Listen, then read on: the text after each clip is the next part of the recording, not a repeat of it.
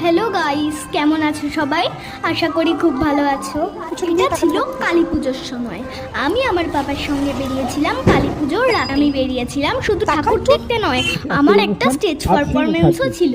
যে দেখে নাও, এই ছিল আমার স্টেজ পারফরমেন্সের মুভমেন্ট। তো আমি বিশ্বকবি রবীন্দ্রনাথ ঠাকুরের কবিতা মাকাল পাঠ করে শোনাচ্ছি। আমার কবিতা শুনে এত প্লিজড হয়েছিলেন ওনারা। খুব সুন্দর একটা টিফিনের প্যাকেজিং দেওয়া হয়, সেখান থেকেই আমি আমার সন্ধ্যের টিফিনটা সেরে নিচ্ছিলাম। এই দেখো তো, হাঁটতে হাঁটতে আমার স্টেজ পারফরমেন্স হয়ে গেলে আমি পাপার সঙ্গে চলে এসেছিলাম কিছু ঠাকুর মণ্ডপটাতে ঢুকে। আমার ভীষণ ভালো লাগলো এই কনসেপ্টটা দেখে। কি সুন্দর ফটোগুলো দিয়েছে, আর মাকেও কি সুন্দর করে বানিয়েছে।